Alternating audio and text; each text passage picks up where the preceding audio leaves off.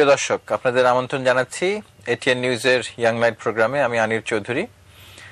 এই অনুষ্ঠানে আমরা দেশের তরুণ সমাজের প্রতিনিধিকে নিয়ে আসি, তাদের সাথে কথা বলি, অনেক কিছু জানতে পারি, তাদেরকেও কিছু কিছু জিনিস জানাই। আজকে এমন একজন দর্শক, এমন একজন গেস্ট আমাদের মাঝে আছেন, উনি উপজেলা চেয়ারম্যান। আমরা একজন উপজেলা চেয়ারম্যানের সাথে একটা পূর্ববর্তী এপিসোডে আমরা আলাপ করেছি। আজকে আরেকজনকে এনেছি আমরা, ওনার কাছ থেকে নতুন কিছু শুনবো বলে। খাদেমুল ইসলাম খুদি। খুদি সাহেব, আপনাকে আমাদের অনুষ্ঠানে আসার জন্য অনেক ধন্যবাদ। আপনাকেও ধন্যবাদ। আজকে এই অনুষ্ঠানে আমাকে যে এটিএন নিউজ সুযোগ করে দিয়েছে, এই জন্য এটিএন নিউজকে ধন্যবাদ এবং দেশবাসীকে আমার পক্ষ থেকে, আমার উপজেলা পরিষদ পক্ষ থেকে শুভেচ্ছা জানাচ্ছি। আপনি গাইবান্ধা জেলার সাদুল্লাপুর উপজেলা পরিষদের চেয়ারম্যান এবং এর আগে আপনি ইউনিয়ন পরিষদের চেয়ারম্যান ছিলেন এবং আপনি অনেক গুরুত্বপূর্ণ কাজ করেছেন, ওগুলোতে আমরা আসব। কিন্তু এই যে আপনি সর্বকনিষ্ঠ উপজেলা চেয়ারম্যান শুনতে পেলাম আমি, যে সব চেয়ারম্যান দেশের 483 জন উপজেলা চেয়ারম্যান আছেন, 482 জন উপজেলা চেয়ারম্যান বলতে আপনি সর্বকনিষ্ঠ। এবং যখন আপনি ইউনিয়ন পরিষদ চেয়ারম্যান ছিলেন তখনও আপনি সর্বকনিষ্ঠ ছিলেন ইউনিয়ন পরিষদ চেয়ারম্যানের ভেতরে। 4500 ইউনিয়ন পরিষদের ভেতরে আপনি ছিলেন সর্বকনিষ্ঠ ইউনিয়ন পরিষদ চেয়ারম্যান। তার মানে আপনি আপনার রক্তের মধ্যে রাজনীতি। জি, আমার আসলে পারিবারিক সূত্রে আমার রাজনীতিতে আসা। আমার প্রপিতামহ আব্দুল কাদের মিয়া এই পঞ্চায়েত প্রেসিডেন্ট ছিলেন, আমার দাদা আফতাবউদ্দিন আহমেদ পঞ্চায়েত প্রেসিডেন্ট ছিলেন, আমার পিতা মরহুম আলহাজ আতরুন বাদশাহ, উনি এক সময় পঞ্চায়েত প্রেসিডেন্ট ছিলেন, চেয়ারম্যান ছিলেন এবং পার্লামেন্ট সেক্রেটারি ছিলেন এবং ইভেনে ছিলেন। এবং আমার চাচা নুরুল ইসলাম, উনিও চেয়ারম্যান ছিলেন। আমার ভাই আমিরুল ইসলাম আল মুজাহিদ, তিনি চেয়ারম্যান ছিলেন। খাদেম বংশধর, তাহলে খাদেম হিসেবে দেখা হচ্ছে। খেদমতে আমার দায়িত্ব, আমার ফাদার আমার নাম রেখেছে খাদেমুল ইসলাম, খাদিম হিসেবে আমাদের দায়িত্ব নেওয়া লাগছে। 2002 সালে 7 জানুয়ারি নির্বাচনে গাইবান্ধা বিশ্ববিদ্যালয় কলেজে ভিপি নির্বাচিত হয়েছিলাম।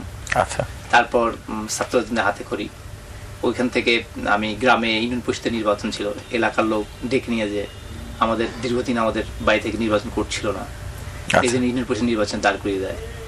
তখন জনগণের ব্যাপক সাড়া পেয়ে আমি ইউনিয়ন পরিষদের চেয়ারম্যান নির্বাচিত হই। তখন কি আপনি ছাত্র বিশ্ববিদ্যালয় অবস্থায় নির্বাচিত হই? আমি তখন মাস্টার্সের ছাত্র। এই অবস্থায় ইউনিয়ন পরিষদ চেয়ারম্যান নির্বাচিত হই, ভিপি থাকাকালীন অবস্থায়, যদিও এখনো ভিপি রয়েছে। নির্বাচিত হওয়ার পর একটা স্বপ্ন ছিল যে এলাকার লোকের খেদমত করা। যখন ইউনিয়ন পরিষদে চেয়ারম্যান নির্বাচিত হলাম তখন তো আসলে এলাকার লোকের, সাধারণ লোকের টাচটা বুঝতাম যে আসলে মানুষের সমস্যাটা কি। একটা ইউনিয়ন পরিষদ চেয়ারম্যান নির্বাচিত হয়ে আমি দেখেছি যে তখন ইউনিয়ন পরিষদের কাঠামো নেই কোনো।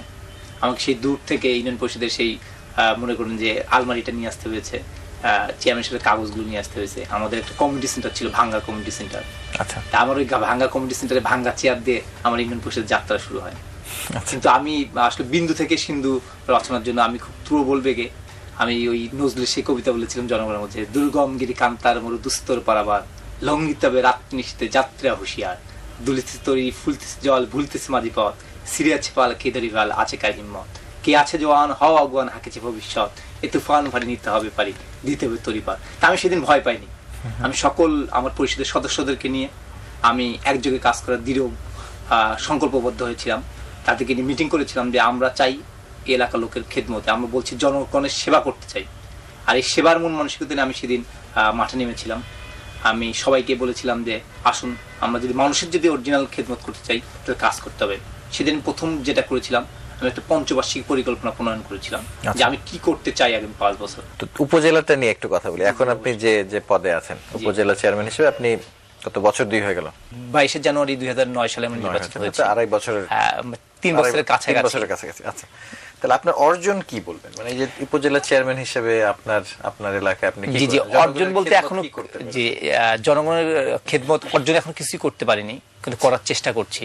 আমি অর্জন বলতে যেটা বলবো, সারা বিশ্বের যে কোনো খান থেকে আমার উপজেলা পরিষদের www.sadupuzela.com এখানে ঢুকে আমার উপজেলায় কতটা মসজিদ আছে, মন্দির আছে, আমার এলাকায় কতজন পঙ্গু লোক আছে, বিধবা আছে, স্বামী পরিত্যক্তা রয়েছে, আমার এলাকার কতটুকু জমি রয়েছে, আয়তন কতটুকু, আমার এলাকার কি সমস্যা আপনি দেখতে চান, আমার এই ওয়েবসাইটে ঢুকে আপনি আমার উপজেলা সম্বন্ধে জানতে পারবেন এবং আপনার মতামত দিতে পারবেন। জনগণকে ওপেন করা দেওয়া হয়েছে, আবেদন করতে পারবেন, তার সমস্যার কথা এখানে জানতে পারবেন। প্রতিটা ডিপার্টমেন্ট রয়েছে, আমাদের যে হস্তান্তরিত 10টি মন্ত্রণালয়ের 14টি ডিপার্টমেন্ট রয়েছে, তাছাড়াও যে 28টি মন্ত্রণালয় রয়েছে, এই সকল মন্ত্রণালয়ের সাথে একটা কোঅপারেশন সৃষ্টি করার চেষ্টা করেছি। আসলে আমরা সবসময় বলি ওয়েবসাইটের মাধ্যমে, ইমেল সার্ভিসের মাধ্যমে। আমরা যে অনেক সময় বলি যে আসলে কিছু নেই, আমাদের কিছু দেওয়া হয়নি। আসলে ইচ্ছা শক্তিটা বড় জিনিস, যে আমি কি করতে চাই। আমাদের কিন্তু অনেক রিসোর্স আছে। আমাদের গভর্নমেন্ট দেখেন আমাদেরকে বিভিন্ন মন্ত্রণালয়, যে 14টি মন্ত্রণালয় দেওয়া হয়েছে, এখানে স্বাস্থ্য মন্ত্রণালয় রয়েছে, এখানে শিক্ষা মন্ত্রণালয় রয়েছে, এখানে হলো আপনার দুর্যোগ মন্ত্রণালয় রয়েছে, এদের জনপ্রশাসন মন্ত্রণালয় রয়েছে, এর সমাজসেবা মন্ত্রণালয় রয়েছে, এখানে আপনার হলো খাদ্য মন্ত্রণালয় রয়েছে। এগুলো প্রতিটা মন্ত্রণালয়কে, কৃষি মন্ত্রণালয় রয়েছে, এদের গুরুত্বপূর্ণ মন্ত্রণালয়কে আমাদের দায়িত্ব দেওয়া হয়েছে। আর এখানকার রিসোর্স গভর্নমেন্ট প্রতি বছর যে পরিমাণ টাকা দিচ্ছে, এটাকে প্রপারভাবে কাজ করা। আমি যেমন এডিবিতে যে টাকা পাই সেটার পরিকল্পনা গ্রহণ করেছি, এবং এটা কি কি কাজ করি এই ইমপ্লিমেন্টটা আমি ওয়েবসাইটে দিয়ে দিই, যে আমরা কি কি কাজ করতেছি এবং কি কি কাজ করতে, স্বচ্ছতা ও জবাবদিহিতা নিশ্চিত করা। আমার উপজেলা পরিষদের সামনে আপনি দেখতে পারবেন যে ইতিপূর্বে ছিল না, আমি একটা বিশাল বড় মানচিত্র লাগাইছি। একটা বিশাল বড় বোর্ডের মধ্যে, সম্পূর্ণ বোর্ডের মধ্যে এলাকার কি কি আপনার হচ্ছে পয়েন্ট, কত কিলোমিটার রাস্তা আছে, কত পাকা রোড রয়েছে, আয়তন কত, জনসংখ্যা কত, এখানকার কতগুলো এনজিও রয়েছে, এখানে ব্যাংক কতগুলো রয়েছে, এগুলো একটা রূপরেখা আমি সামনে দাঁড় করানোর চেষ্টা করেছি। জনগণ যেন তার তথ্যটা, প্রাপ্তিটা যেন উপজেলার সদরে এসে পায়, এই তথ্যটা নিশ্চিত করার চেষ্টা করেছি। এবং আমি ইউনিয়ন পরিষদ চেয়ারম্যান থাকাকালীন একটা তথ্য সেবা কেন্দ্র করেছিলাম, সার্বক্ষণিক তথ্য সেবা কেন্দ্র। এটা আমি উপজেলা চেয়ারম্যান হয়ে আমার উপজেলা পরিষদে একটি সেবা তথ্য কেন্দ্র করেছি, যেখানে সেবা তথ্য কেন্দ্র কি আছে উপজেলা পরিষদের আওতায়। এখানে আমাদের যে গভর্নমেন্ট, বর্তমান গভর্নমেন্ট যে সেবা তথ্য করেছে সারা দেশে, তা আমার উপজেলায় 11টি ইউনিয়ন রয়েছে। এই 11টি ইউনিয়নের তথ্য সেবা কেন্দ্রের লোকগুলো যারা বিভিন্ন খাতে নিয়োজিত, তারা এই উপজেলার তথ্য সেবা কেন্দ্রে আসে। তাদের বিভিন্ন সমস্যা হতে পারে, কম্পিউটারে ডিস্টার্ব হতে পারে, হার্ডওয়্যার ট্রাবল শুটিং হতে পারে, তাদের অনেক সমস্যার সম্মুখীন যখন হয়, তখন আমরা তাদেরকে একটা প্রতি মাসে একটা সমন্বয় মিটিং করি এই সেবা তথ্য কেন্দ্রের কর্মীদেরকে নিয়ে। আমাদের নিজস্ব ইয়েতে আমরা মিটিং করি যে তোমাদের কি কি সমস্যাগুলো তারা ফাইন্ড আউট করে, তারা যেমন সেবা দিয়ে থাকে। এখানে কি কি সেবা দেওয়া হয় আমরা দেখতেছি, একটা জনগণ যে তার সেবার জন্য আসছে, তার এলাকায় নলকূপ নেই একটা, তাদের একটা ব্রিজের সমস্যা একটা, তার হয়তো একটা অসুস্থ মাকে নিয়ে হাসপাতালে আসছে, তার ওষুধের ব্যবস্থা নেই। এই যে অনেক বহুমুখী সমস্যা একটা জনগণের জনপ্রতিনিধির কাছে নিয়ে আসে, এই বহুমুখী সমস্যার সমাধান করার জন্য জনগণ কিন্তু মানুষ খুব কাছ থেকে চায়।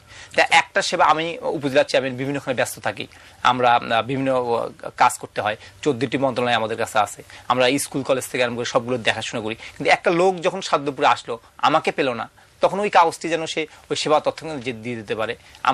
আমি বসে ঘরে বসেই আমার ইমেলে আমার বলে সেবা তথ্য কর্মীরা ওই যা স্ক্যান করে আমার ইমেলে পাঠিয়ে দেয়। আমি মোবাইল ফোনে বসে তার অভিযোগ, তার চাহিদাগুলো দিতে পারছি। সেগুলো নিয়ে কি করেন? ধরেন এই যে উপজেলা স্বাস্থ্য কমপ্লেক্স, সেখানে হয়তো ডাক্তার নাই, আমি জানি না আপনার কি অবস্থা, তো সেটার ব্যাপারে কি করেন? স্বাস্থ্য কমপ্লেক্স আমরা একটা প্রতি মাসে মিটিং করি, কমিউনিকেশন মেকানিজম সৃষ্টি করছেন, দেন হোয়াট? তারপরে আপনি এখন আমরা গত 2 বছরে আমার উপজেলার স্বাস্থ্য কমিটির মিটিং হয়নি, কিন্তু আমি এমপি সাহেব এখানকার সভাপতি থাকেন, আমি স্বাস্থ্য ইয়েকে ডেকে নিয়ে আসছি, কর্মকর্তাকে বললাম যে মিটিং করতে হবে, এমপি সাহেব মিটিং করতে বলছে, আমি ভাইস প্রেসিডেন্ট, তো মিটিং করতে হবে। মিটিং করে আমরা তাদেরকে বলছি যে দেখেন যে গভর্নমেন্টের ট্যাক্সের টাকা দিয়ে আপনার হয়েছেন, যদি আপনার মনের কাছে, বিবেকের কাছে প্রশ্ন করুন আপনি, যে আপনি যে কাজটি করতেছেন এটা কিন্তু মহৎ পেশা, আপনি যদি জনগণকে যদি ফ্যাসিলিটি না দিতে পারেন, স্বাস্থ্য সেবা না দিতে পারেন, তাহলে আপনার মনের কাছে জিজ্ঞেস করেন আপনি কতটুকু খারাপ কাজ করছেন। তা আমরা যে যার অবস্থান রয়েছে এখান থেকে কাজটি করতে হবে। আমি তাদেরকে মোটিভেশন করেছি। আমার স্বাস্থ্যসেবার মান সাধ্যপুরে খারাপ ছিল, এখন আমি মনে করি যে স্বাস্থ্যসেবার মান উন্নত হয়েছে, এবং তারা সকলে একযোগে আমাকে কথা দিয়েছে যে আপনারা খুব নেহাত কঠিন অবস্থায় না পড়লে মানুষ হাসপাতালে যায় না, মানুষের যখন খুব সমস্যা সৃষ্টি হয় তখন হাসপাতালে যায়। আমাদের গ্রামের দুঃখী জনগণ গ্রামের যখন সমস্যা পড়ে তখন হাসপাতাল অভিমুখে হয়। আপনাকে যদি প্রশ্ন করি, আমি একটা জরিপ চালিয়েছিলাম, বিভিন্ন জনকে বলছিলাম যে তুমি হাসপাতালে গিয়েছো, এরকম আমি দেখি যে 90% লোক বলে আমি হাসপাতালে যায়নি, খুব যারা সমস্যা পড়ে তারা যায়, এরকম সমস্যা কেউ হাসপাতালে যায় না। তা আমরা আসলে সেবাটা কতটুকু দিতে পারছি, এই জন্য সকল ডিপার্টমেন্টের কর্মীদের সঙ্গে একটা হলো মত বিনিময় করা। তাদের গভর্নমেন্ট প্রতি মাসে স্যালারি দিচ্ছে, তাদেরকে বোনাস দিচ্ছে, তাদের টিএডিএ দিচ্ছে, গভর্নমেন্ট একটা বিশাল অঙ্কের টাকা দিচ্ছে। এটাকে আমরা আসলে দেখতে পাচ্ছি কিনা এটা বিষয়টা। আর আমরা যার যার অবস্থান থেকে যদি কাজটি ঠিক মতো না করি, আমার 9টা থেকে 5টার মতো অফিস করতে হবে। একটা অফিসার যদি মনে করে যে এটা ডিউটি আমি আসলাম না, আমি ফাঁকি দিলাম, কাজ করলাম না, এটা তার জন্য সমস্যার সৃষ্টি হচ্ছে। আমরা দেশটা পিছিয়ে যাচ্ছি। আপনারা দেখেন আমাদের 40 বছর দেশটি পেরিয়ে গেছে, 40 বছর সময় অতিক্রান্ত হয়েছে। আমরা দেখেন এমন একটা জাতি, আমরা 14-15 কোটির মানুষ, আমরা 2 কোটির উপরে লোক আছে যারা বস্তিবাসী, নদী ভাঙ্গন এলাকার লোক। আমরা দেখবেন 10% লোকে দেশের যে অপ্রতিষ্ঠ, পঙ্গু, বেকার, এরকম যে আমরা এইরকম একটা জাতি নিয়ে আবার দেখবেন যে আমাদের স্কুলগুলো আছে, প্রাইমারি স্কুলগুলো, এগুলো সুশিক্ষা নাই। এখানে এলো যারা শিক্ষক রয়েছে তারা ঠিক মতন পাঠদান করছেন না। তো এগুলো দেখার দায়িত্ব একজন প্রধানমন্ত্রীর পক্ষে একাই সম্ভব না, একজন মন্ত্রীর পক্ষে একাই সম্ভব না, একজন উপজেলা চেয়ারম্যানের পক্ষে একাই সম্ভব না, একজন ইউনিয়ন পরিষদের পক্ষে সম্ভব না। প্রতিটি লোককে আমাদের সমাজে সজাগ হতে হবে। আপনি প্রতিটা সেক্টরে দেখেন গভর্নমেন্ট টাকা দিচ্ছে, শিক্ষা সেক্টর দেখবেন প্রাইমারি স্কুল শিক্ষককে টাকা দিচ্ছে, স্বাস্থ্য সেক্টরে আবার ডাব্লিউপির মহিলা রয়েছে ইউনিয়ন পর্যায়ে, তাকে টাকা দিচ্ছে। আপনি দেখবেন যে এনজিও গুলো বিদেশ থেকে, দাতা সংস্থা থেকে টাকা নিয়ে এসে তারা কাজ করতে যাচ্ছে। মানে আমাদের দেশে সকলের জন্য আমরা উন্নয়ন করার জন্য উন্নয়ন নামক স্টেশনে যাত্রা করছি। কিন্তু উন্নয়নমূলক স্টেশনে যাত্রা করলে কি হবে? আমরা কিন্তু উন্নয়নের দেখা পাচ্ছি না। কারণ আমি গ্রামে পাচ্ছি না, কেন পাচ্ছি না? বিভিন্ন জায়গা থেকে টাকা পাচ্ছি আমরা, তাহলে টাকা মিসইউজিং হচ্ছে। এটা তাহলে টাকার তো সমস্যা না, টাকার কোনো সমস্যা নেই।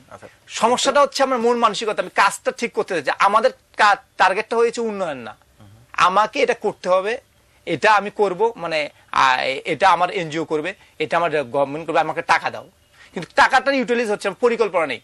আমি বলতে পারি যে সারা দেশের যে ইউনিয়ন পরিষদগুলো রয়েছে তাদের পঞ্চবার্ষিক পরিকল্পনা নেই। তারা বলে যে টিআর দাও, কাবিখা দাও, এডিপি দাও, কিন্তু পঞ্চবার্ষিক পরিকল্পনা তোমার কথা, তুমি কি করতে চাচ্ছ আগামী 5 বছরে, স্বল্পমেয়াদী, দীর্ঘমেয়াদী এবং মধ্যমেয়াদী যে পরিকল্পনা থাকা দরকার, এই পরিকল্পনা নেই।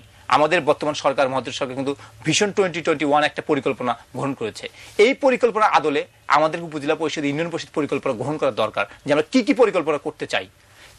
আমি আপনাকে একটু ব্যাগে যাচ্ছি, সেটা হচ্ছে করছে না কেন তাহলে, মানে এই যে আপনি শুরু করেছেন, মানে এরা চাচ্ছে যে টাকা আগে ব্যাংকের কোঠায় দেখবে যে আমার কত টাকা, আপনি বললেন যে টাকা আছে, এরা দেখবে আগে নগদ টাকা আসছে কত, চাহিদা মতো তৈরি করবে তারপর, এবং আসার এমন একটা সময় টাকাটা আসবে যখন আর কাজ করার সময় থাকবে না, পরিকল্পনা আমার কাছে থাকে না।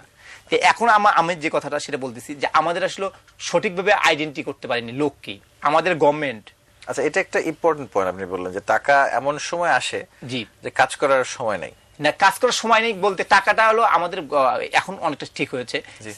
অক্টোবর থেকে টাকা সার করা শুরু হয়, আর শেষের দিকে টাকা জুনের দিকে বেশি জুনে সার করে টাকা, এই জন্য একটু সমস্যা। কিন্তু পরিকল্পনাটা যদি আগের থেকে গ্রহণ করি, এরকম করা যায় না যে ধরেন এই যে আপনি যদি পঞ্চবার্ষিকী পরিকল্পনার কথাই বললেন, জি, তো টাকার ছাড়টা এমন ভাবে হবে যে আমরা 5 বছর চিন্তা করে করবো। হ্যাঁ, বছরে প্রতি বছর তো বাজেট থাকবেই, জি জি, কিন্তু সেই বাজেট যদি রোল ওভার করে তো কাজে আপনার ওই জুনে সব খরচ করে ফেলতে হবে, এবং এটা আইনে আছে কিন্তু আমাদের প্র্যাকটিক্যালি কাজটা করা হচ্ছে না। বানাবেন, রোড বানাবেন, আপনার লোকাল উন্নয়নের জন্য বিভিন্ন জিনিস করবেন, এবং সেটা ধরেন আপনি টাকার ছাড় পেলেন আপনার এপ্রিল মাসে এসে ধরলাম, আর এখন 3 মাস আপনার হাতে আছে বা 3 মাস নাইও, তা আপনি ধরেন কোনো মতে একটা কিছু করে ফেললেন, আবার পরের বছরের জন্য যে দেখা গেল যে ওই শেষে এসে আবার 3 মাসই সব কাজ করতে হচ্ছে, তো সেভাবে তো আসলে উন্নয়ন সম্ভব না। তাই আমাদের যখন চিন্তা করা যায় না যে আপনার পঞ্চবার্ষিকী পরিকল্পনা এমন ভাবে বাজেটটা ধরা থাকবে যে টাকা আসবে, তারপরে আবার আপনি খরচ করবেন, এবং সেই খরচ জুন জুলাইয়ের বাউন্ডারির মধ্যে দিয়ে চলতে থাকবে। জি জি জি, হ্যাঁ, এই লং টার্ম প্রজেক্ট, এটাই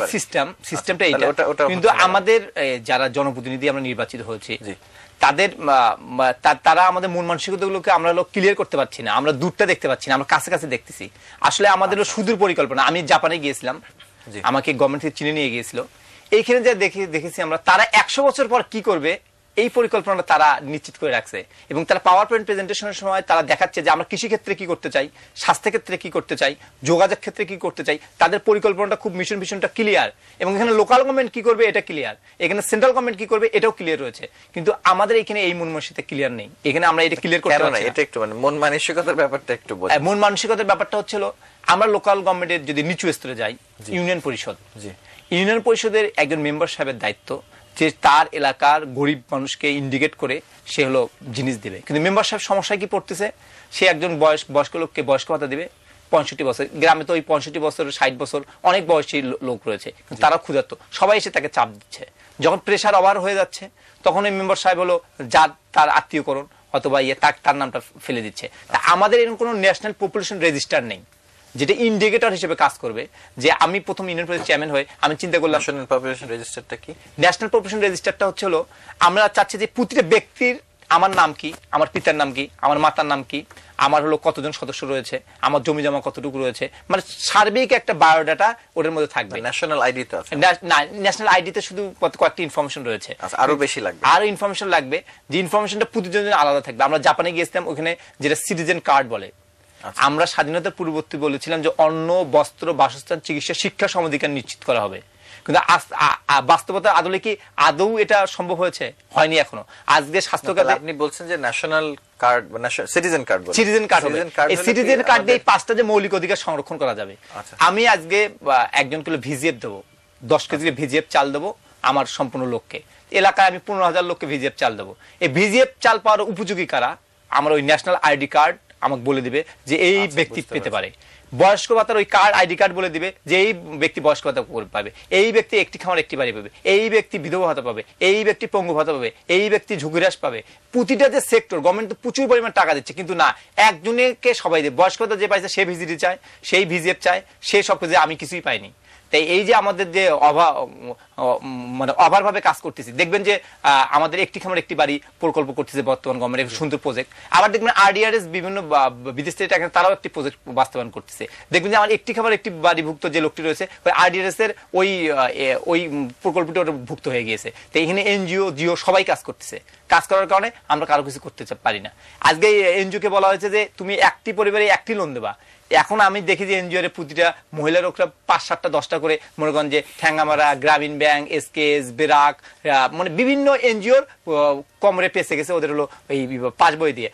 ওদের বলছে বৃষ্টি পরে টিপ টিপ কিস্তি দেবো, ঠিক ঠিক। তো কিস্তির টাকা প্রতিদিন জোগাড় করতে আমার গ্রামের লোকের অবস্থা খারাপ হয়ে গিয়েছে। তাই এই যে একটা সমস্যা, আমরা গ্রামের যে মানুষের যে দৈন্যতা, সমন্বয়ের অভাব, এখানে ইউনিয়ন পরিষদের চেয়ারম্যান দেখতে পাচ্ছেন কি করতেছে। জি খুদি সাহেব, আমরা বিরতি নিয়ে আবার আসবো এবং সমন্বয়ের কথাটা নিয়ে আলোচনা করতে। প্রিয় দর্শক, বিরতির সময় আমাদের সাথেই থাকুন।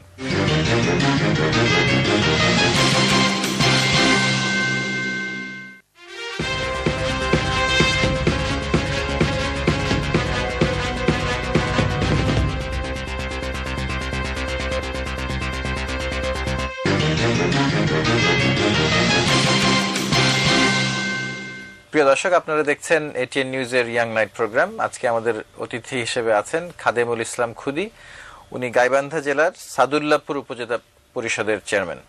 আমরা বিরতির আগে আলাপ করছিলাম খুদি সাহেব যে সমন্বয়, যে মানে সেটা মাইক্রো ক্রেডিটের ব্যাপারে সমন্বয়ের একটা অভাব লক্ষ্য করা যাচ্ছে, সেটা এই যে বিভিন্ন ধরনের সোশ্যাল সেফটি নেট প্রোগ্রাম, সমন্বয়টা যেটা ব্যাপার, সেটা হচ্ছে সমন্বয় একটা কমিটি রয়েছে ইউনিয়ন পরিষদের আন্ডারে।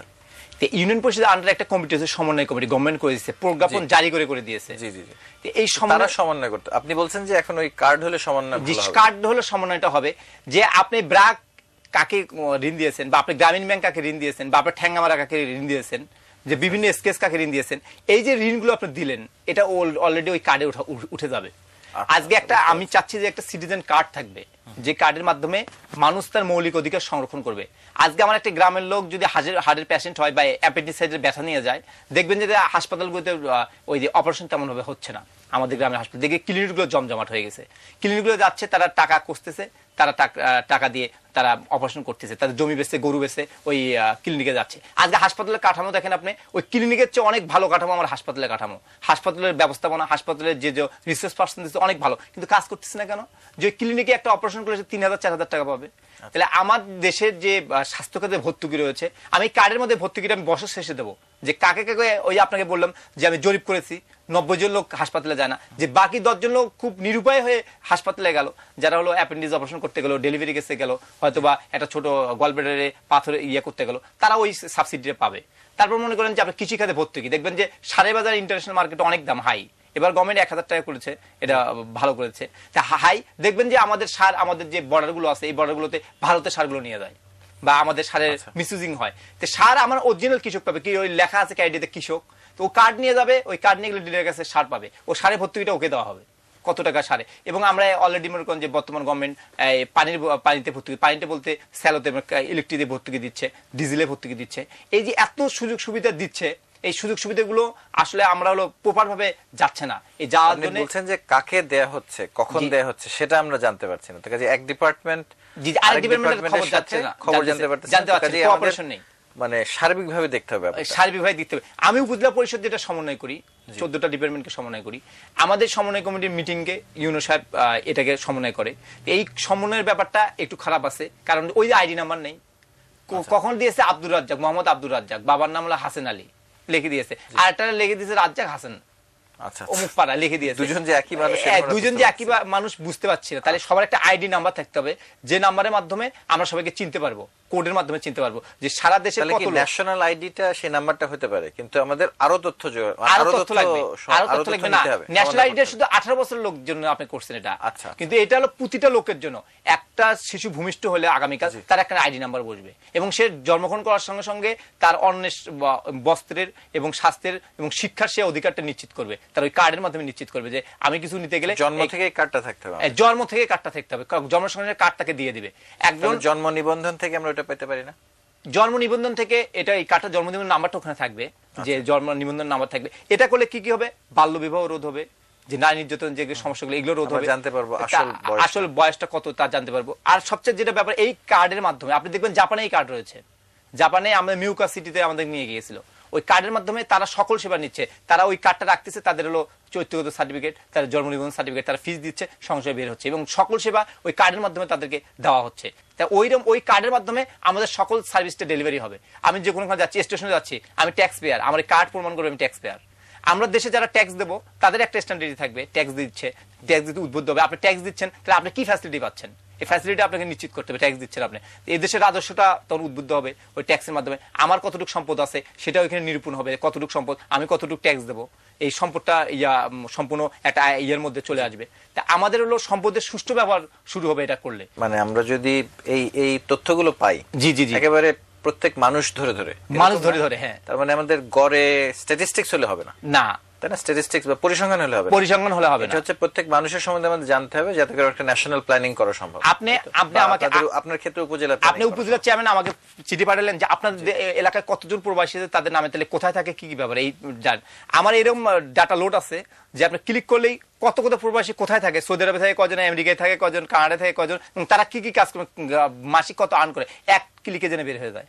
এইরকম থাকতে হবে। এবং আমাদের কতজন লোক বিদেশে যাওয়ার জন্য প্রস্তুত আছে এবং কি কি কাজে, যে পেইন্টের দরকার, কুয়েত সরকার বলছে পেইন্টের দরকার এতগুলো, বা মালয়েশিয়া সরকার বলছে এতগুলো আমার হলো ওয়ার্কার দরকার। তো এই ওয়ার্কার ক্ষেত্রে কে কে যাওয়ার অ্যাপ্লিকেশন আছে, তারা ওইরকম রেডি হয়ে থাকবে। তা আমাদের আসলে কোনো এই যে ন্যাশনাল সার্ভিস চালু করছে, আমাদের একটি খামার একটি বাড়ি চালু করা হয়েছে, তো এগুলো আসলে সবগুলো হলো হচ্ছে না কি কারণে, আমাদের ইন্ডিকেটর না থাকার কারণে।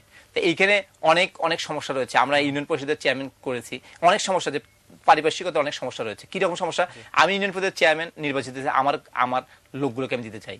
আমার উপজেলা চেয়ারম্যান আমি আমার লোকগুলোকে দিতে চাই। আমি মেম্বার, আমার লোকগুলোকে আমি দিতে চাই। আমি পার্টির লোক, আমি আমারগুলো দিতে চাই। আমি এলাকার প্রভাবশালী ব্যক্তি, আমি আমার লোকগুলো দিতে চাই। সমাজের যে ওই গরিব লোকটা, ওই দেখার তো লোকটা নেই। তো ইন্ডিকেটর থাকলে কেউ কারোর লোক আর দেখার মতন জায়গা নেই, এখানে যার প্রাপ্য সেই পাবে। আমি আমার লোককে দিতে চাই। এখন আমি কি চাইবো যে এই ধরনের একটা ট্রান্সপারেন্ট, এই ধরনের একটা এই জায়গায় আসতে হবে যার যে অবস্থান থেকে। আমি যদি আমার দেশকে ভালোবাসি, আজকে জাপান দেখেন উন্নত হয়ে গেছে, যদি আমার দেশকে ভালোবাসি, দেশপ্রেম থাকে, আমি কিন্তু সারাদিন এই চেয়ারে বসার জন্য আসিনি। আমি আগামীতে উপজেলা ইলেকশন করবো না। সংবিধান অনুসারে 60 ধারা বলছে স্থানীয় সরকারকে শক্তিশালী করতে হবে, এটা সাংবিধানিক আমাদের রাইটস। আমাদের যুদ্ধের আগে বলেছেন যে অন্ন, বস্ত্র, বাসস্থান, চিকিৎসা, শিক্ষা সমাধিকার নিশ্চিত করবেন। আর সেই দেশে আমরা যদি এইভাবে চলতেই থাকি, চলতে তো যাবে না। আমরা জেনারেশন চেঞ্জ, আমরা তো ওই যে নজরুলের কথা বলেন যৌবনের জয়গান, আজকে আপনি আমাকে দেখেছেন ইয়ং নাইট অনুষ্ঠানে, তাই এইখানে কিন্তু যৌবনের একটা গান চলছে, এখানে দিন বদলের স্লোগান চলছে। আমরা চাচ্ছি পৃথিবী এগিয়ে যাচ্ছে।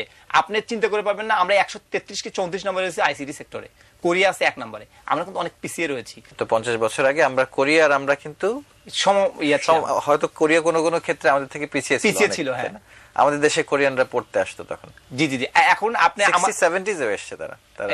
আজকে আমাদের দেশের প্রেক্ষাপট দেখেন, আপনি দেশকে ভালোবাসেন, আমি দেশকে ভালোবাসি, কতটুকু ভালোবাসি আমার নিজের কর্মক্ষেত্রটা প্রমাণ করতে হবে। আমি এই বয়সে উপজেলা চেয়ারম্যান নির্বাচিত হয়েছি, আমার টার্গেট ছিল, লক্ষ্যবস্তু ছিল আমি এই জায়গায় পৌঁছবো। আমার ইচ্ছার শক্তিটা খুব প্রবল ছিল জন্য আমি এই জায়গায় আসতে পারছি। তাই আমি মনে করি যে আজকের যুব সমাজ কিন্তু দেখবেন যে আজ আমার দেশে যে আমার ইউনিয়ন পরিষদের চেয়ারম্যান নির্বাচিত হয়েছে, সে হলো ইয়ং। আমার ধাবারহাটের যে চেয়ারম্যান নির্বাচিত, সেই ইয়ং। মানে আজকে যারা অনেক চেয়ারম্যান নির্বাচিত, এরকম যুব সমাজ থেকে চেয়ারম্যান নির্বাচিত হয়েছে, তারা আজকে এই দেশের হালটা ধরতে হবে। আমরা মনে করি যে একাই কিন্তু কোনো দল আওয়ামী লীগ একাই এই দেশকে পরিবর্তন করে দিতে পারবে না, এখানে সকলেই মিলে দলমত নির্বিশেষে আমাদের এক কাতারে দাঁড়াতে হবে, দাঁড়িয়ে দেশের পরিবর্তন ঘটাতে হবে। আজকে দেশপ্রেমিক হতে হবে। আজকে আমরা তো আসলে সবাই খালি দোষ দিতে শিখতেছি, আমরা কতটুকু সমালোচনা করতে পারতেছি, সমালোচনা করার জন্য আমরা প্রস্তুত রয়েছি, কিন্তু কাজ করার জন্য কেউ প্রস্তুত নাই। তার কাজ করলেই সমালোচনা হবে। আমরা গ্রামের একটা ভাষা আছে, যে গরুটা বয় বেশি সে ডাং খায় বেশি, মানে যে আমাদের এখানে বলে যে মানে বয় বেশি, মানে হাল চষার সময় যে বয় সে ডাংটা খায়ও বেশি। তো অতএব লোক কথা শুনতে হবে, কাজ করলে কাজের কোনো বিকল্প নেই। মানে আমরা সমালোচনা করতে ভালোবাসি, জি জি, অভিযোগ করতে ভালোবাসি, জি, তো কাজ করতে ভালোবাসি না কেন? কাজ করতে আসলে এটা হলো মনের ইচ্ছা, কাজ করতে কেন যে ভালোবাসি না এটা মনে হচ্ছে। আমি তো জাতিগতভাবে একটা সমস্যা বলে মনে করেন আপনি? না, জাতিগতভাবে সমস্যা নেই, এটা আমি যেহেতু বাঙালি জাতি লোক, জাতিগতভাবে সমস্যা মনে করি না। আমরা তো বীরের জাতি বলি, যে আমরা যে দেখেন এত বড় একটা হলো দেশের মুক্তিযুদ্ধের মাধ্যমে, আমরা মুক্তিযুদ্ধ দেখি নেই, ইতিহাসে পাতা থেকে শুনেছি, বিভিন্ন চলচ্চিত্রের মাঝে দেখেছি। আমরা তো নবীন প্রজন্ম, আমরা 80 দশকের ছেলে, যারা হলো 71-এ এই মুক্তিযুদ্ধ করেছে। আমরা হলো, আমি একটা গেরিলা ছবি দেখেছি সেদিন, যে ওইখানে যে লোমহর্ষক যে কাহিনী দেখানো হয়েছে, লোমহর্ষক কাহিনী দেখানো হয়েছে, যে কিভাবে পশ্চিমা শাসক গোষ্ঠী আমাদের উপর হলো অন্যায় অত্যাচার করেছে, কিভাবে হলো রাজাকাররা হলো বলি দিয়েছে, হলো মানুষকে, কমান্ডারদেরকে নিয়ে যে জবাই করেছে, কিভাবে অত্যাচার চালাইছে, গ্রাম পুড়ে দিয়েছে। এই যে লোমহর্ষক কাহিনী আমরা তো চলচ্চিত্র থেকে দেখেছি। নাসিরুদ্দিন ইউসুফের একটা সিনেমা তৈরি করছে। এরকম যে অনেক চলচ্চিত্র থেকে আমরা দেখেছি, বিভিন্ন টিভিতে দেখায়, যে এরকম সুন্দর সুন্দর যে আপনার 71-এর কাহিনীগুলো দেখায়। সেই দিনের কিন্তু স্পিরিটটা ছিল কি, যে আমরা স্বাধীন সার্বভৌমত্ব রাষ্ট্র চাই, আমরা আমাদের মতন একটা দেশ গড়তে চাই। সেদিন যদি স্পিরিট এটা থাকে, তাহলে আজকে কেন আমরা পিছিয়ে? আজকে তো আমরা স্বাধীন দেশ পেয়েছি। আমরা চাই যে 55,000 বর্গ কিলোমিটার দেশ, ছোট্ট একটু দেশ, আমরা সারা বিশ্বের মধ্যে মাথা উঁচু করে দাঁড়াতে চাই। আর মাথা উঁচু করে দাঁড়ানোর জন্য স্বচ্ছতা নিশ্চিত করতে হবে। আর যে ডিজিটাল বাংলাদেশ মাননীয় প্রধানমন্ত্রী ঘোষণা দিয়েছেন, যে ডিজিটাল বাংলাদেশকে স্বচ্ছতা জবাব দিতে নিশ্চিত করা। আমি ঘরে বসে যেন সবকিছু দেখতে পারি, আমার গভর্নমেন্ট উপজেলা চেয়ারম্যান কি করতেছে, আমি একটা সাধারণ জনগণ, আমি দেখতে চাই উপজেলা চেয়ারম্যান কি করতেছে, তাকে যে গভর্নমেন্ট টাকা দিল সে কি ভালো মতো ইউটিলাইজ করতেছে কিনা, আমার ইউনিয়ন পরিষদের চেয়ারম্যান যে কাজ পাইছে সে ঠিক মতো কাজ করতেছে কিনা, আমার মন্ত্রী মহোদয় যে ওই আসনে বসে আছেন সে ঠিক মতো কাজ করতেছে কিনা। আজ কিন্তু মিডিয়া কিন্তু এটা বড় একটা ভূমিকা পালন করতেছে। মিডিয়া কিন্তু দেখবেন যে কোনো কাজ সঙ্গে সঙ্গে সংবাদপত্রগুলো নিয়ে আসতেছে, এটা কিন্তু একটা বড় একটা ভূমিকা পালন করতেছে। তা আমরা আসলে যে যার অবস্থান রয়েছি সেই অবস্থান থেকে আমাদের কাজ করতে হবে। পড়া থাকলে পাশ করা যায়, এটা আমি অনেকখানি বলে থাকি। পড়াগুলো আবার ইয়ে আছে, প্রথমত প্রভুর কৃপা, এটা মনে করেন যে আমরা একজনকে বিশ্বাস করি, এটা কোনো নাম্বার নেই। তারপর মনে করেন পরিচয়, একটা মানুষের পরিচয় থাকতে হয়, যে পরিচয়টা কি। তারপর প্রতিভা, কোন মেরিট দিয়ে, আমি যদি ভালো হলো খৌরকার না হই, নাপিত না হই, আমি ভালো চুল কাটতে পারবো না। অতএব আমার মধ্যে কোন মেরিট আছে এটা চিন্তা করতে হবে, প্রতিভাটা কেমন, প্রতিভাটা নিতে হবে। তারপর একটা পরিকল্পনা, আপনার পরিকল্পনাটা কেমন। তারপর পরিশ্রম চালাতে হবে, তার প্রচেষ্টা চালাতে হবে, তার সঙ্গে পুঁজি থাকতে হবে। তারপর হলো পেশি শক্তি, মানে জনশক্তিটা থাকতে হবে আপনার, প্রশাসনিক শক্তি, যে এটা প্রশাসনগত ভাবে এটা অনুমোদন থাকতে হবে। তারপর হলো প্রচার থাকতে হবে, এটা একটা প্রসার থাকতে হবে, প্রকাশনা থাকতে হবে, পরিবেশ থাকতে হবে। জি না, এই পাঁচের মধ্যে অনেকগুলো আছে। আমি মনে করি এটা ইন্ডিকেটর আছে, থার্মোমিটার আছে একটা, জ্বর যেমন মাপা যায়, সূর্য পূর্ব দিকে উদিত হয়, পশ্চিমে অস্ত দেয়, এটা উদীয়মান সূর্যকে আর অস্তগামী সূর্যকে আমরা মনে করি উদীয়মান সূর্যের ওই টার্গেট করতে হবে যে সূর্যটা কোন জায়গায় আছে, সেই রকম তার উপর প্রেসক্রিপশন হবে। আমি উদীয়মান সূর্য আমার জন্য কি প্রযোজ্য, আর যে অস্তগামী সূর্য তার জন্য কি প্রযোজ্য, এটা দেখতে হবে। তাই আমাদের এই পড়ার মাধ্যমে পাস করতে হবে পরীক্ষায়। তাই এই পদগুলো যদি পয়ের কথা বলে, আসলে আমাদের ওয়েবসাইটে দিয়ে দেওয়া উচিত।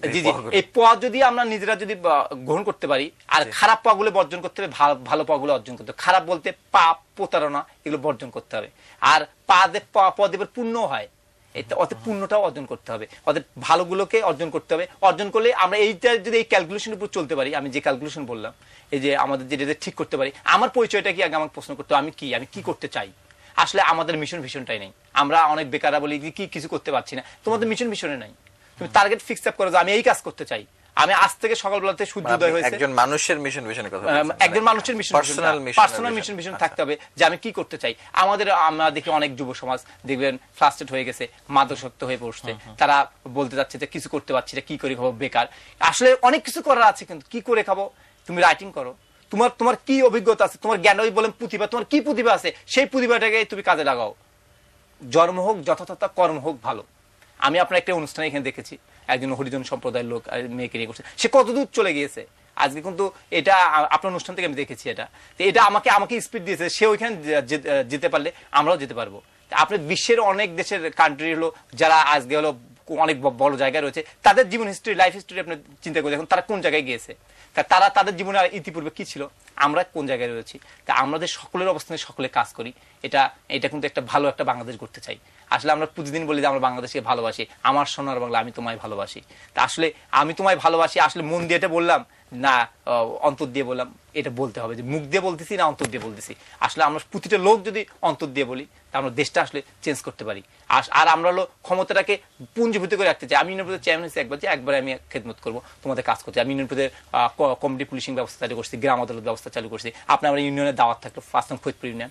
আমি শ্রেষ্ঠ চেয়ারম্যান হয়েছিলাম বাংলাদেশের, গাইবান্ধা জেলার শ্রেষ্ঠ চেয়ারম্যান হয়েছিলাম, গোল্ড মেডেল পেয়েছিলাম আমি। তা আমার ইউনিয়ন দাওয়াত থাকলো, আজকে দাঁড়িয়ে আছি, ইতিহাস সাক্ষ্য দেবে আমি ছিলাম কিনা, বর্তমান সাক্ষ্য দেবে আছি কিনা, ভবিষ্যৎ সাক্ষ্য দেবে আমি থাকবো কিনা। ইতিহাসের এই যে পাতা সাক্ষ্য দেবে ওই ফরিদপুর কি ছিল, এলাকার লোক তা দেখেছে। এলাকার লোককে আমি একটা কোঅপারেটিভ সোসাইটি, আলোকিত বাংলা আমি একটা কোঅপারেটিভ সোসাইটি করেছিলাম, তার মাধ্যমে এলাকার লোককে আমি একটা পরিবর্তন করার চেষ্টা করেছি। ওইখানে মনে করেন যে ফ্যাটেনিং, দুগ্ধ উৎপাদন, এলাকার লোককে ডেকে নিয়ে এসে মাশরুম চাষ, তারপরে এলাকার লোকে যে ভালো ভালো বীজ উৎপাদন। আমরা বলেছি যে আমরা চীন থেকে আমদানি করি 200 টাকা করে কেজি হলো ওই ধান বিক্রি করি। তা আমরা ভালো বীজ উৎপাদন করব। আমাদের বীজ তো একসময় যদি আমরা পর নির্ভরশীল হয়ে যাই তাহলে একসময় খারাপ বীজ দিয়ে আমাদের সম্পূর্ণ ধান নষ্ট করে দিতে পারে। অথবা আমাদেরকে স্বয়ং সম্পূর্ণ হতে পায়ে দাঁড়াতে হবে। তাই এগ্রিকালচার প্ল্যানটাকে আমি সুন্দর করে সাজানোর চেষ্টা করছি, মৎস্য ডিপার্টমেন্টকে সাজানোর চেষ্টা করেছি। আমি আপনাকে দাওয়াত থাকলো, আমার এলাকায় বাস্তবে বৃক্ষ তোমার নাম কি, ফলে পরিচয়। তাই এলাকায় বাস্তবে দেখতে হবে যে সাদ্দপুরে খাদিম ইসলাম খুদি একটা ইউনিয়ন পরিষদের চেয়ারম্যান ছিল। আমি ইউনিয়ন পরিষদ এই জন্য গর্ব করি যে ইউনিয়ন পরিষদটাকে আমি খুব সুন্দরভাবে একটা রাষ্ট্র চালানোর মতন আমি চালিয়েছি। যেইভাবে এলাকার স্বাস্থ্যসেবা, শিক্ষা সেবা, শিক্ষাটাকে যেমন আমি শিবরাম স্কুলে পড়তাম, এই শিবরাম স্কুলে আমি দেখেছি যেখানে আবাসিক ব্যবস্থা ছিল। গ্রামের যে আমরা শিক্ষা ব্যবস্থা দেখি, গ্রামের যে বাড়িতে দেখবেন গরু, ছাগল, হাঁস, মুরগি, তারপর দেখবেন যে কারেন্ট নেই, বিদ্যুৎ নেই, চুলায় রান্না করতেছে, একটা হয়তো ঘর। এই পরিবেশে ছেলেমেয়ে লেখাপড়া করার কোনো পরিবেশ সৃষ্টি হয় না। তখন আমরা মনে করেছি যে স্কুলের যে কাঠামো রয়েছে, স্কুলের যে ঘর বিল্ডিং রয়েছে, এটাকে আমার যথোপযুক্ত করতে হবে। সকালবেলা তো স্কুল খোলে না, 9টার সময় স্কুল খোলে, রাত্রেবেলা তো স্কুল খোলে না। অতএব এলাকার যে বেকার, শিক্ষিত বেকার রয়েছে তাদেরকে আমরা একটা রাত্রেবেলা এবং সকালবেলা প্রাইভেট পড়ার জন্য তাদেরকে নিয়ে আসছে। তা লাইন করে লণ্ঠন নিয়ে বাড়ি থেকে আসতো, পড়াশোনা করতো, তাদেরকে আবার সুন্দর করে বাড়িতে পৌঁছে দেওয়া হতো। তাদেরকে শিক্ষার পরিবেশ পাইছে। আমি এখানে সাইড ড্রাম, বিগ ড্রাম থেকে আরম্ভ করে ওখানে হারমোনিয়াম, তবলাটুকি সবকিছু কিনে দিয়েছিলাম যে একটা শিক্ষার পরিবেশ একটা সৃষ্টি হোক। তাই আমরা সবার অবস্থান থেকে ইউনিয়ন পরিষদের চেয়ারম্যান যারা রয়েছে তারা দেশটাকে চেঞ্জ করতে পারে। জনপ্রতিনিধি তো জনগণের ম্যান্ডেট দিয়ে নির্বাচিত হয়েছে, তারা জনগণেরকে ওয়াদা দিয়েছে যে আমরা তোমাদের খেদমত করতে চাই, তোমাদের আমরা জনসেবা করতে চাই। আর জনসেবা করতে চাইলে এলাকার লোকের সেবা করতে হবে, আর সেবার মূল মানসিকতা সৃষ্টি করতে হবে। আবার জনগণকে ওটা বুঝতে হবে যে আসলে আমরা কতটুকু দেওয়ার ক্ষমতা রাখি। এটুকু আকাশচুম্বী চাইলেও জনগণের আশা, যেমন আমাদের কাছে উপজেলা পরিষদের চেয়ারম্যানের কাছে অনেক আশা করেছে। তা আমাদের আসলে যে পরিমাণ ক্ষমতা দেওয়া হয়েছে সেটুকু যেটুকু ক্ষুদ্র পরিসরে আমরা চেষ্টা করছি জনগণের কাজ করার জন্য। আমি উপজেলা চেয়ারম্যান আমি স্যাটিসফাইড নয় যে আমি আসলে জনগণের জন্য কিছু করতে পেরেছি, এখনো কিছু করতে পারিনি, চেষ্টা করছি মাত্র যে কিছু করার জন্য।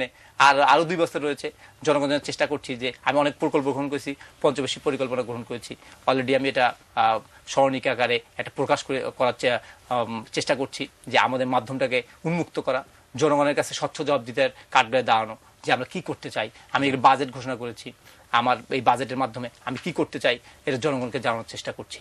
তাই এখন সর্বোপরি আপনার জেলা পরিষদ, উপজেলা পরিষদ, ইউনিয়ন পরিষদ, সিটি কর্পোরেশন, পৌরসভা, এই যে লোকাল গভর্নমেন্টগুলো রয়েছে আর সেন্ট্রাল গভর্নমেন্ট রয়েছে, লোকাল গভর্নমেন্টগুলোকে সংবিধানের আলোকে শক্তিশালী করা দরকার। এবং লোকাল গভর্নমেন্ট যারা প্রতিনিধি নির্বাচিত হয়েছেন তাদেরকে প্রমাণ করা দরকার যে আমরা কাজ করতে চাই, এবং তাদেরকে নিজস্ব সোর্স তৈরি করতে হবে, নিজস্ব ইনকাম তৈরি করতে, ট্যাক্স ব্যবস্থাপনা, তাদের যে ব্যবস্থাপনা রয়েছে এটাকে আরো সক্রিয় করতে হবে, তাদের নিজস্ব সম্পদ আহরণ করতে হবে। শুধু কেন্দ্রীয় গভর্নমেন্টের দিক তাকিয়ে থাকলে হবে না, কেন্দ্রীয় গভর্নমেন্ট থেকেও নেব।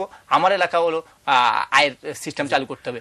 আর বিদেশ যেগুলো হলো আমাদের সহযোগিতা দিবেন, এই দিকেও আমাদের নজর রাখতে হবে যে এনজিও গুলো কি কাজ করতেছে, এটারও একটা হলো নজরদারি রাখতে হবে, না রাখলে এটা সমস্যা। অবশ্যই অবশ্যই।